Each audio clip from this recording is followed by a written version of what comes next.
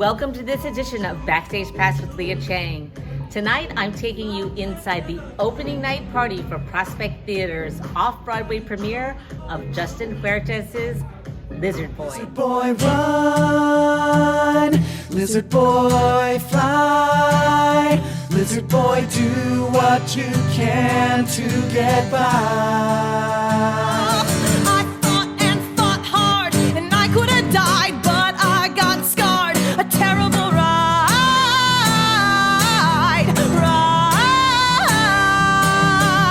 I've been waiting for change to drop out of the sky. I've been squeezing the meaning out of one simple word. Try. Take me to bed. Tell me a story. 'Cause I'm an awesome man who looks like a lizard. Whoa, oh, oh, oh, whoa, oh,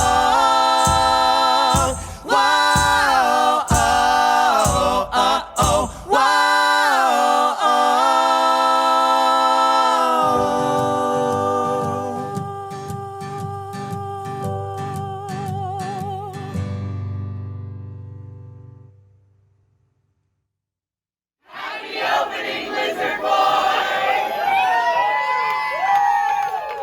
On this special Pride Month edition of Backstage Pass with Leah Chang, I'm taking you to opening night of Prospect Theater's New York premiere of Justin Huertas's award-winning new indie rock musical Lizard Boy, which has performances through July 1st at Theater Row.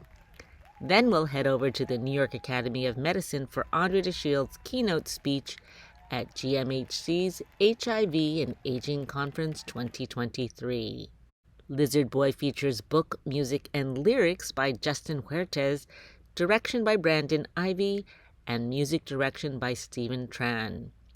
Following a successful run at the 2022 Edinburgh Fringe Festival, Prospect's production of Lizard Boy features the original actor-musician cast of Justin Huertas, Kiki Delore, and William A. Williams. Here we are. We've done it again. Happy opening! Again. Oh, wow. And we're You've ready to never do it after seen again. it before. Lizard Boy tells the story of Trevor, a young man with green, scaly skin. He feels like a monster and rarely braves the city outside his apartment. But when a powerful voice calls to him in a dream, he impulsively finds a date on Grindr and begins an adventure beyond his wildest apocalyptic nightmares.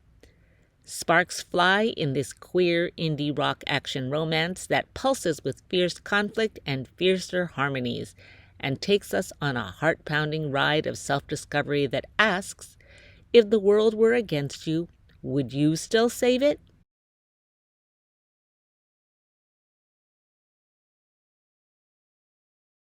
Next up on the thank you list is our superhero of a director, Brandon. Brandon,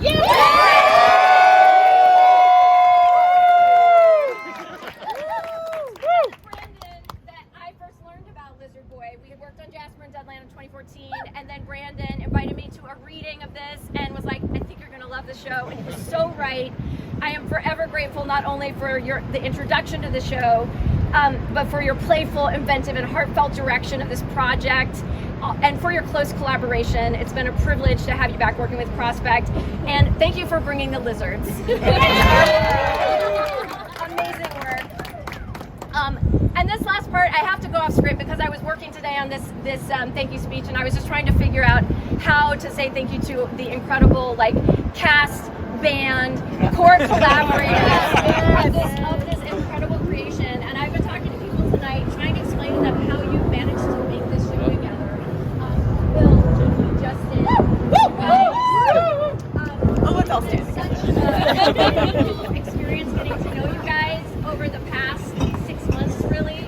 And the way you work together is so special and magical, and you each have these individual incredible gifts that you bring, and then watching you work together to weave them and just sort of, it's the most beautiful improvised like yes and watch it happen. And I think all of us here who saw the show tonight can understand that the level of like mind-blowing skill that you bring to this, but also the heart and the collaboration, the generosity of spirit amongst the group of you. So I have to thank you all as a group for our cast, our band. Let's give them all a round.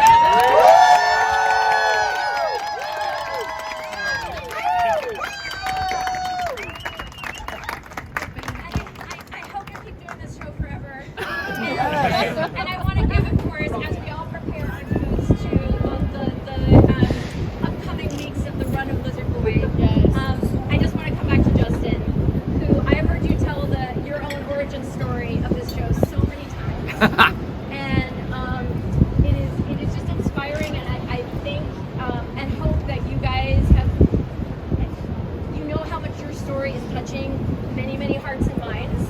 And I'm so thrilled that you're here with us in New York. And I am thrilled that Prospect is now part of the journey of the show. I can't wait to see what's next. Same. Thank you so much for all of your the wonderful energy that you bring in and focus through your story every night into the world. It's really wonderful.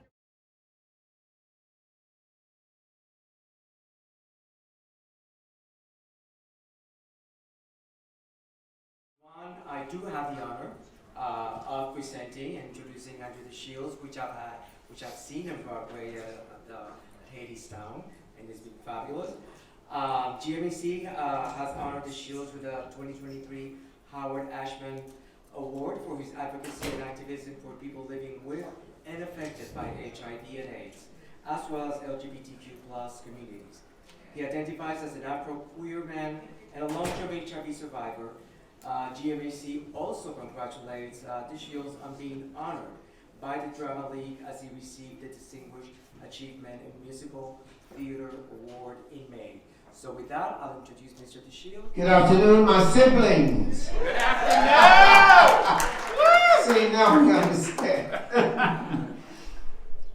Regardless of who we are, where we're coming from, where we're headed, we know that we are brethren. Right? That's right. Right. Okay. So how is everybody? Good. Outstanding. Outstanding. Are we all self-identifying as survivors of HIV? Every one of us? Not all. No, not all of us. But each of us is just you. Oh! But each of us is identifying as a survivor of something. Right? What you got? 32 years. Of what? Okay. I got you beat. 45.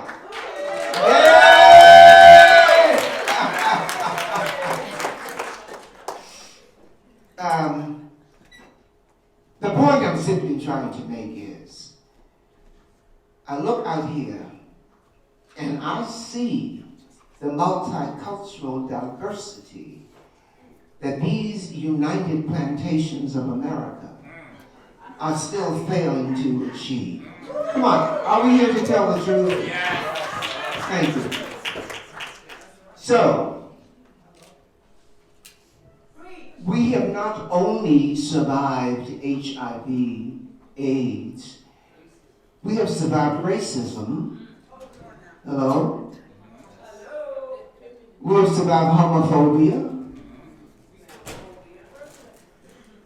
We have survived ageism, lookism, colorism, misogynism, and some, what? Oh, so yeah. And what were you going to say, brother, in the back? Yeah. You got the ism I missed? Oh, okay. Transphobia. Okay. What's that? Patriarchal society and empower. Oh, see. She's trying to get anthropocentric on me. You catch my drift though. This aggregate of humanity here. We are surviving on a daily basis. And I say that because now there are those who are trying to not even allow us to thrive. But we're beyond that. We've survived so long that we are now on the threshold of prevailing. And that's what scares politicians like Ron DeSantis, who's trying to turn the clock back, who's trying to move in reverse. But we're not going to let that happen. I was diagnosed with HIV. I had a clinical diagnosis for HIV in 1991.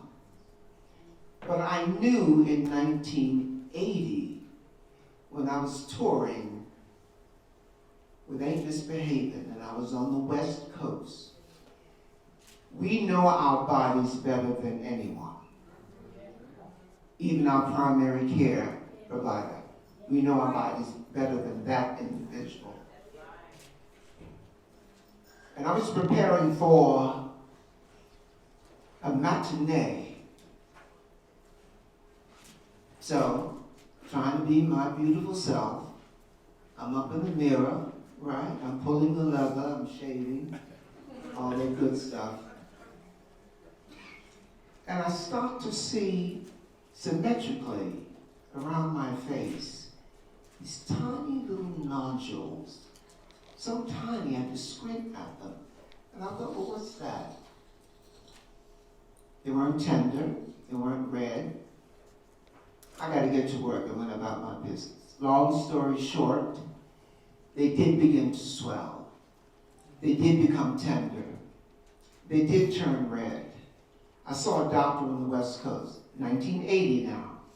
We don't even have a description, a name for what? The gay plague. GRID, right? Gay-related immune deficiency, right? It's on them to work it out.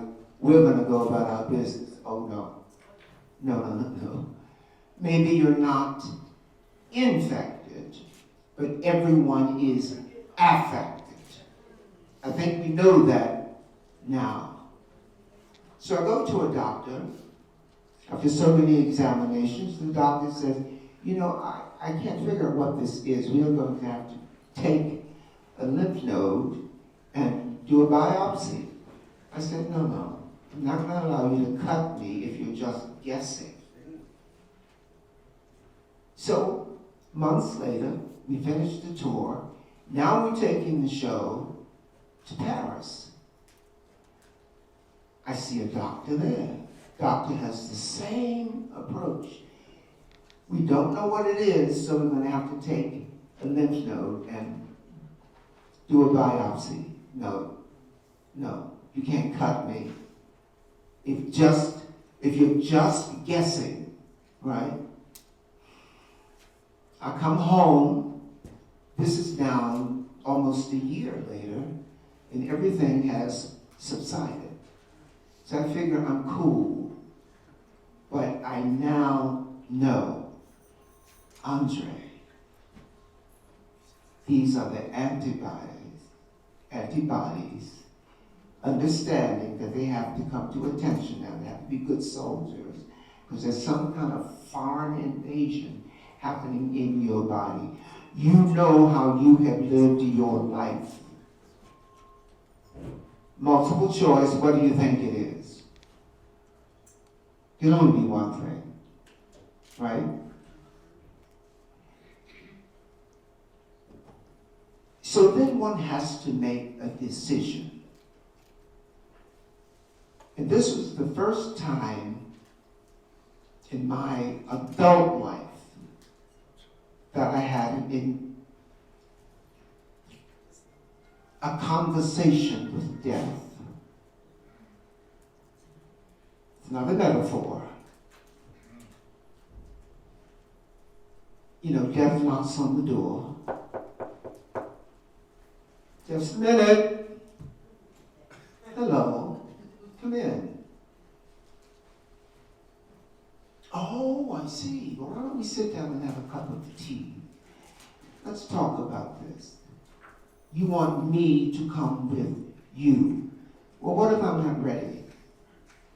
What if I had so many things on my to-do list? Right? Because I do have things to do. I have places to be. I have people to see. I have many roads to travel before I rest. Long story short, I persuaded death to knock on someone else's door. Go away, come back, and try again. That kind of thing. What I'm saying is, even during the time when HIV was assured death,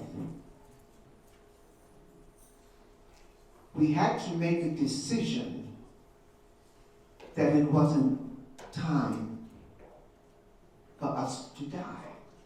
It wasn't time for me to die. I assisted in the dying of many friends. You know this story. The hardest time I had was having to call the parents of friends to explain to them that their beloved son had died. That was hard enough. But then to have to explain to them that their beloved son was homosexual. They could get over the dying, but they couldn't get over the gender assignation.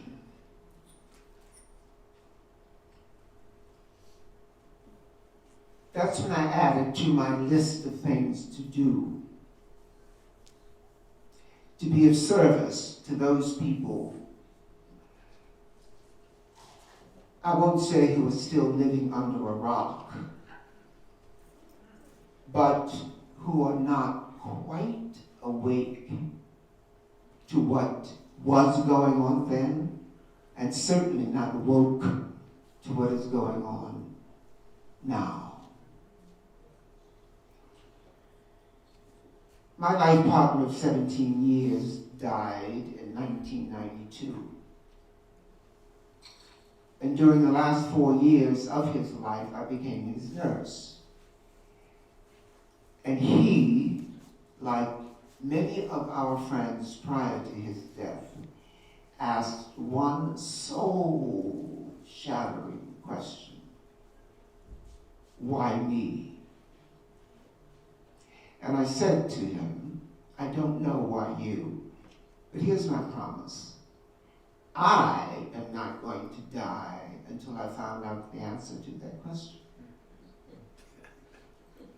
So here I am in 77.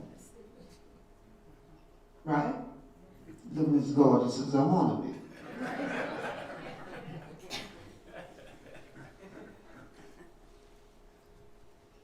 That's when I decided that what I would do for my strength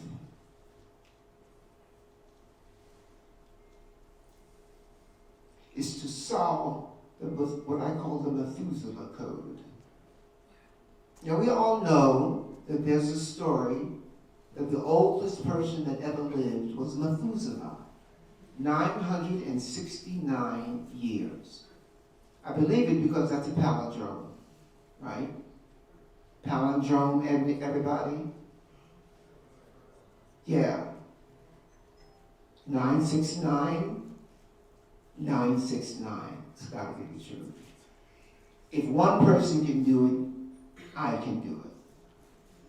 So I'm now working on breaking the Methuselah Code, because I need that much time to find the answer to why me. Not I, but why of all the people who die from HIV or die from anything when they think it's premature, when they ask why me, you need a lot of time, a lot of living, a lot of maturation, a lot of experimentation to even get close to an answer. And I figured 969 years would be just the right amount of time. So I want you to encourage me. Don't laugh at me. Laugh with me. Yeah. And when I have the answer, I'm going to get a Nobel Prize. Yeah. Yeah. Every one of us wakes up in the morning with a default consciousness. Anybody hip to a default consciousness? That's how you feel when you think, oh fuck, I gotta get out of bed. Right? Just another 5 minutes. And most people that I have encountered adjust that default consciousness with a cup of coffee. I do not drink coffee, but I do have ways of adjusting my default consciousness. Hold that in abeyance for just a moment, because I just realized that we have survived another great event, and that is the pandemic. Okay? Now, back to the point at hand.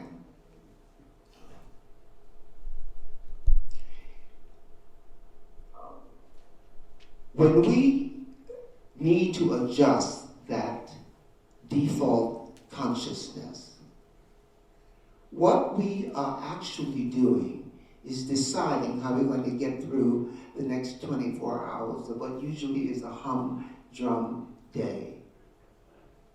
Chores that we have to achieve, but not necessarily ones that we want to achieve. There's a song out now. It's on the R&B charts. I can't think of the young lady who sings it, but I bet you know what it is. She talks to herself about, even before she puts on her makeup, she says, "Good morning, gorgeous." You know that song? Who sings that song? Mary J. Blige. Okay?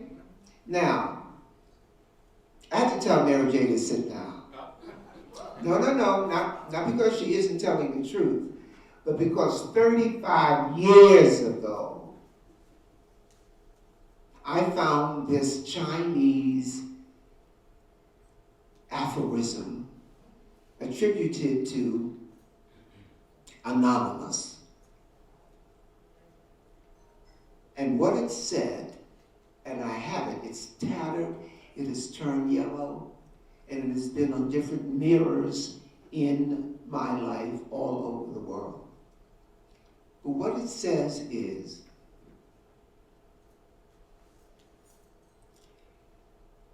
you are beautiful. You are gorgeous. And every morning, I want you to come to this mirror and say to the person looking at you,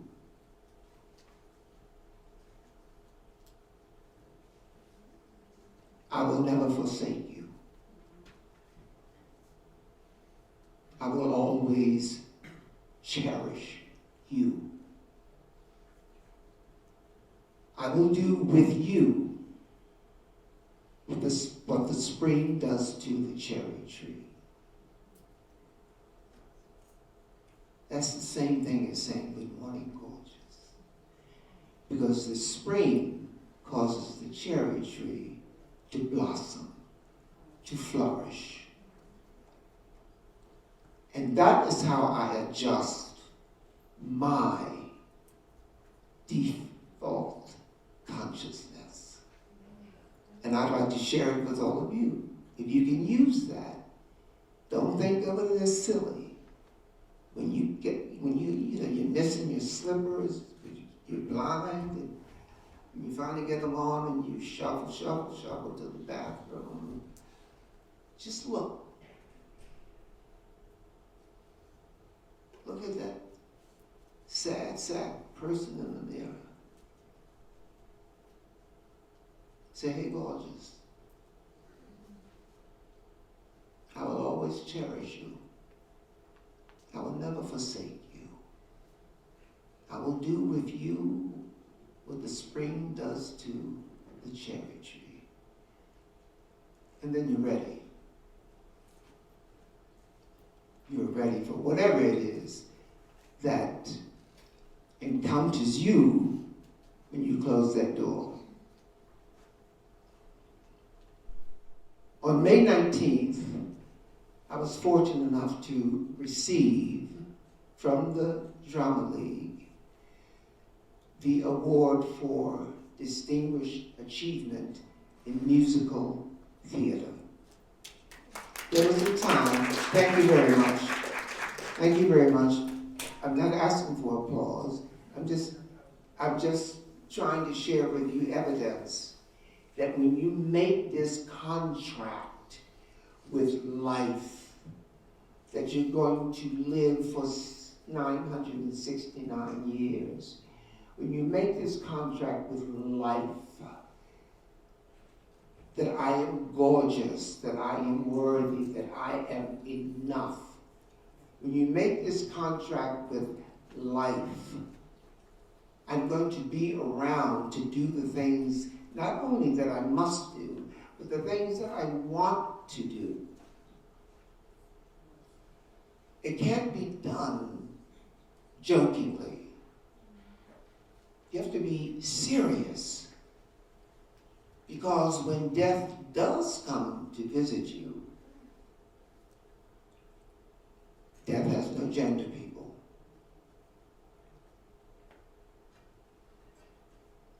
But death is smart. Death has an intellect. Death has emotions.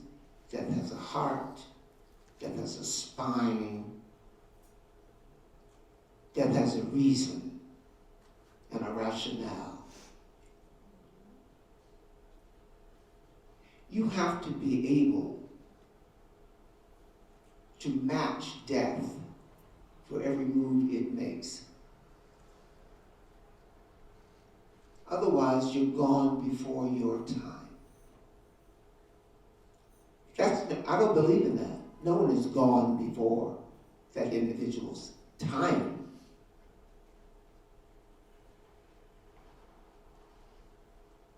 But if you're not absolutely aware,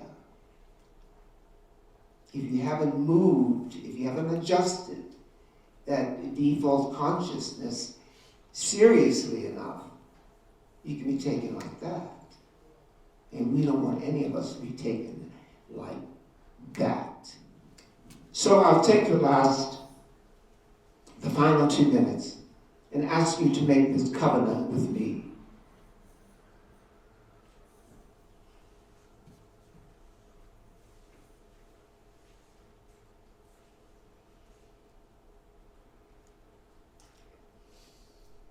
The colors of our lives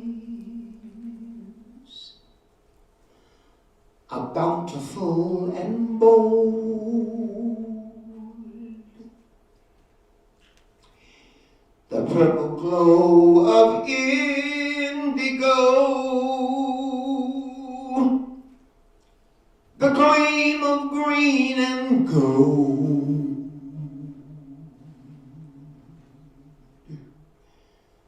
The splendor of a sunrise,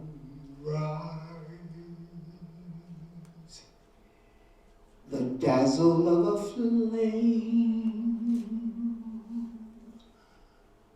the glory of a rainbow. We'll put them all to shame.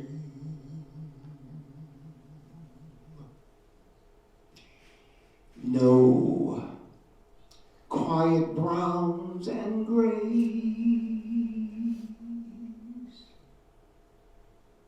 we'll take our days instead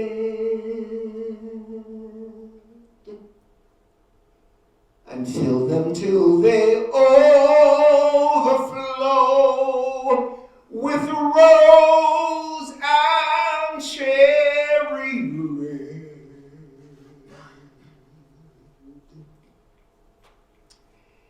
And should this sunlit world, like today, grow dark one day,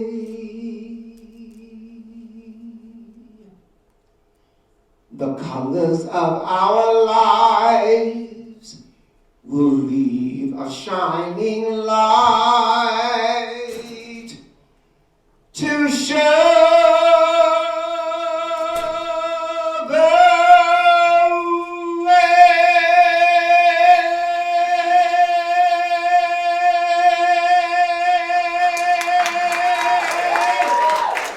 That's our covenant. That's our agreement.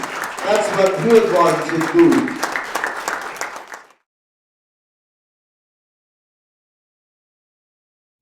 Thank you for joining me for this edition of Backstage Pass with Leah Chang. Until next time.